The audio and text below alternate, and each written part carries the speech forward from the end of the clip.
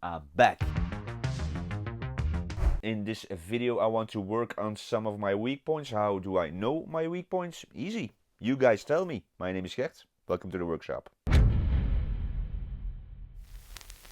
Whenever I get a negative comment, I have two basic reactions. Number one, my ego wants to hunt these people down, kill them, and eat them.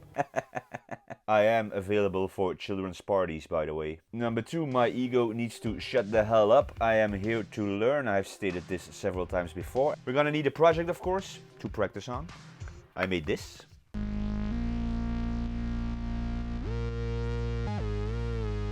I made a little display box or a grillet box, something to place your favorite miniature in, the hero of your last game. It's actually something I made for a competition prize, however more on that later.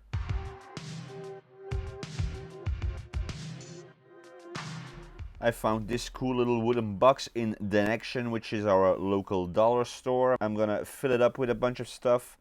I'm gonna start with some 5mm thick foam board. I'm gonna use styrene, some plastic trash that I kept from the water gun. Never throw away stuff.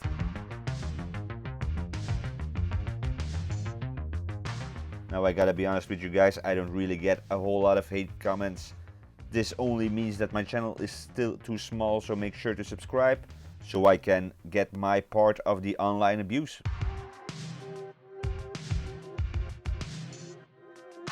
Then on the other hand, now I still get to communicate with you guys, which I really enjoy. So yeah, do not subscribe. Enough nonsense, let's go to the first texture, rust, aka superglue and cocaine, or sodium bicarbonate, baking soda, maagzout, sel d'estomac, magensalz. I start by adding superglue all over the model where I want the rust to be. Don't overdo it, you can always add more. And then we can simply sprinkle on the baking soda. Continue this process until you are happy with the result. Remember, you can always add more later. Before we go to the next texture, I'm going to add a bit more detailing, thin electric wire and some 1.2mm thick floral wire. I use pliers to bend it into shape, glue it with superglue, and Bob's your uncle. A little bit more maagzout to blend everything nicely together. This also has the added benefit that the superglue dries instantly. Two types of wall texture. The first is PVA glue and toilet paper. The second one is texture paste. This has a very fine texture, which is great for detailing, but we're going to start by applying a bit of PVA glue, thin down with a bit of water. Paint this mixture on all the places where you want some texture, and then you can simply rip off pieces of the toilet paper and glue it into place.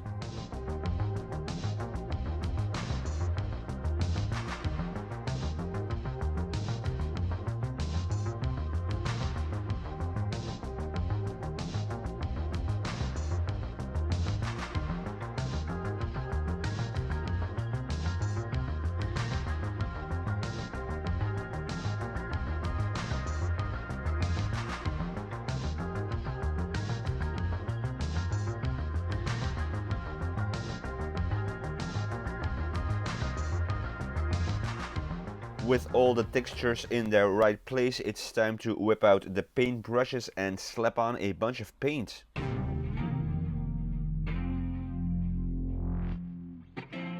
I started off with the exterior first, a black primer in a blotchy pattern, and then I covered the entire box in red ink. Gunmetal Gray is the base color for the entire interior. I just cover everything with this stuff. Gonna need some colors, of course. Gonna go for Agaros Dunes, contrast color, and contrast color Cygor Brown. I thin these down with contrast medium quite a bit because they are very potent. I mainly use the brown colors in the shadowy areas. Happy with this result. Time to whip out the washes. Sepia wash for now on all the parts that I haven't covered yet in paint. And then it's time to let these dry thoroughly and move our attention back to the exterior. I made a logo based on the Inquisitor logo, loosely based. Cut these out of 2mm EVA foam, glued on with super glue, sprinkle a little bit of cocaine to get a bit of texture going on. Detailing work with those little plastic diamonds that we use in diamond painting. Straight to painting. After the black primer, a layer of burnt umber as a base coat. This is my favorite for all yellow colors, in this case brass. Bit of Ajax Earthshade for weathering and to bring out the shadows. Then we can go on to the verdigris. Firstly, heavily thinned down with water, then less and less water to build up the weathering. Add some subtle streaking here and there. To finish off the exterior, a layer of walnut stain ink to bring the red down a tad, because it was a little bit too bright in my opinion. With the exterior done, back to the detailing inside. The last texture in this project, crackle medium. I apply this stuff all over everything that is supposed to represent a wall. Allow it to dry thoroughly, and then I apply a layer of ivory all over the crackle medium.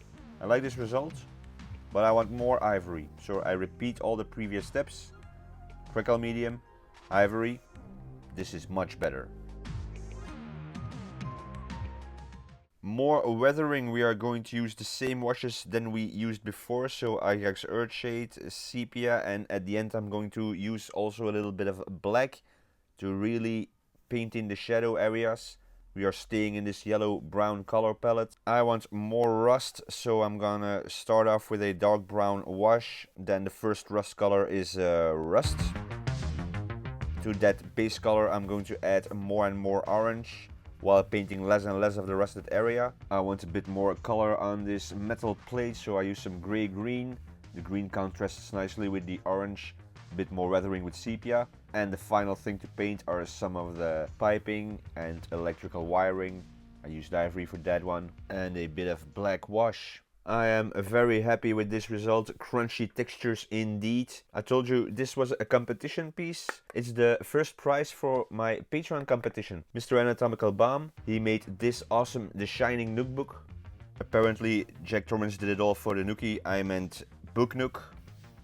The man is also very funny, so make sure to check him out on Twitch, link below. Shout out to Yo, my newest patron. Again, links below if you want to support. Big shout out to you guys for pushing me to get better at my craft.